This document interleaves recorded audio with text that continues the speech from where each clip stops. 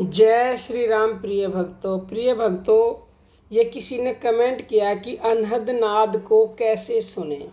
तो आज हम आपको दो विधियां बताएंगे अनहद नाद को सुनने की, और वो बहुत ही सरल विधियां हैं। अगर आप कंटिन्यू करेंगे तो एक विधि से तो आप अभी तुरंत ही वीडियो बंद करके सुन सकते हैं, अगर आप सुनना चाहेंगे तो। और एक विधि में थोड़ा समय लग जाता है, लेकिन सुनेगा दोनों से ही। तो देखो, एक तो गैरेंड संहिता में ये लिखा हुआ है, हमारे ऋषियों ने ये कहा है कि अगर आपको तुरंत ही उस अनहद नाद यानी कि परमात्मा की जो आवाज़ होती है उसको अनहद नाद कहा जाता है, उसी को इनर साउंड कहा जाता है, अपने अंदर की आवाज़। अब देखो, आपके कान खुले हैं, आप बाहर से जितनी भी ध्वनियाँ आ रही हैं उन सबको सुन रहे हो ना। अगर आप अपने कानों को बंद कर दोगे तो फिर आपके अंदर की आवाज़ सुनाई देगी।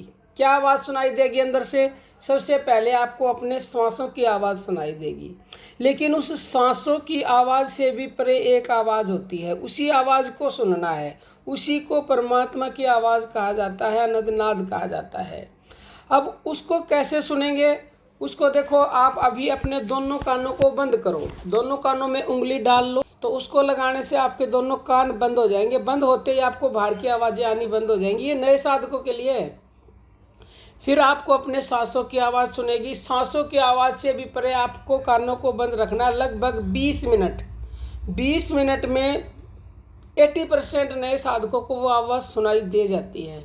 तो आपको वो आवाज़ पहले झिंगुर जैसी आवाज़, झन झन झन, भैं भैं भैं ऐसे सुनाई देगी, तो वही परमात्मा की आवाज़ है। योगी जन इसको कहते हैं कि रात को 12 बजे जब बिल्कुल शांत हो जाए सब कुछ, तो उस समय दोनों कानों को बीच बंद करके इस आवाज़ को सुनने का अभ्यास करें। तो ये जो है आपको इससे तत्काल लाभ मिलता है, और फिर बहुत ही शीघ्र ये अपने आप सुनाई देने लग जाती है। ये तो था पहला तरीका। दूसरा तरीका है कि अगर आप नाम जपते हो भगवान का, तो ये आवाज़ नाम जपते जपते अपने आप ही सुनने लग जाती है। कब? एक दुआ है कि जप मरे अजपा मरे और अनहुद हु मर जाए, और श्रुति स्मानी शब्द में ताको काल ना खाए। सबसे पहले जो आपने नाम जप शुरू किया है, यानी कि वाणी से, उपांशु और मानसिक, ये जब तीनों मर जाएंगे। उसके बाद अजपा जो प्राण जप है वो भी मरने का मतलब है, छूट जाएगा, आपके अंदर इस तरह समा जाएगा, फिर वो आपका करने का मन नहीं करेगा।